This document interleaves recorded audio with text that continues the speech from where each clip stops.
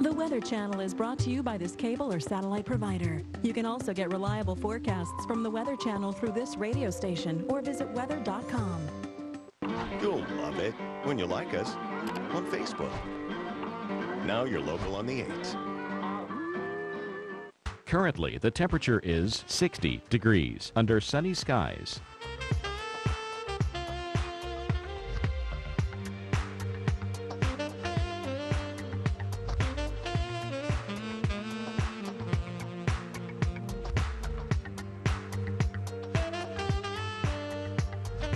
Here's our local Doppler radar.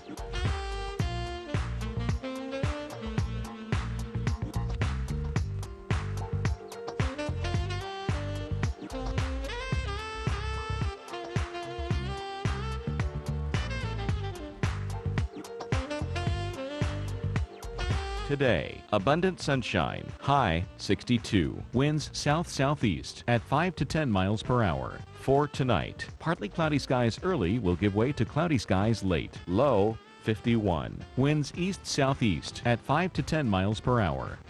On Thursday, overcast, slight chance of a rain shower, high 59, winds northwest at 10 to 20 miles per hour. And Thursday night, skies clearing overnight. Slight chance of a shower through the evening. Low 37. Winds west-northwest at 10 to 20 miles per hour. The week ahead.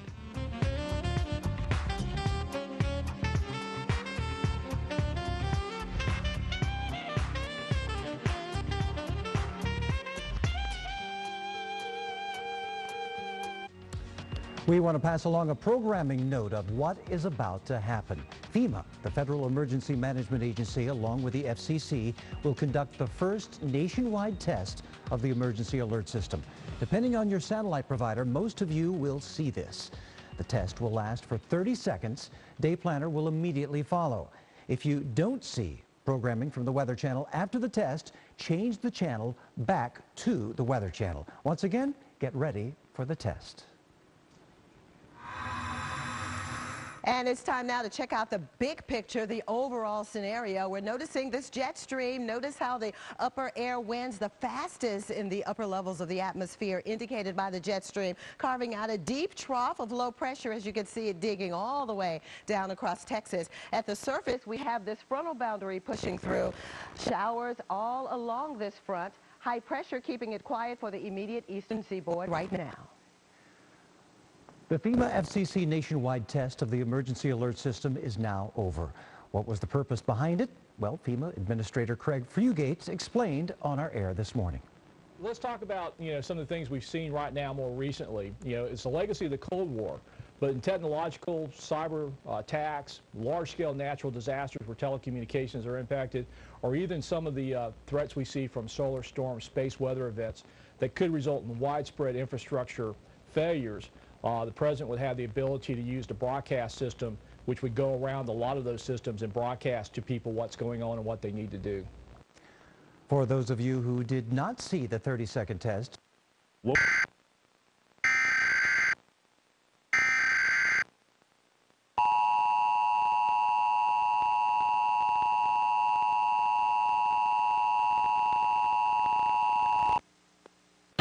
is a test of the emergency alert.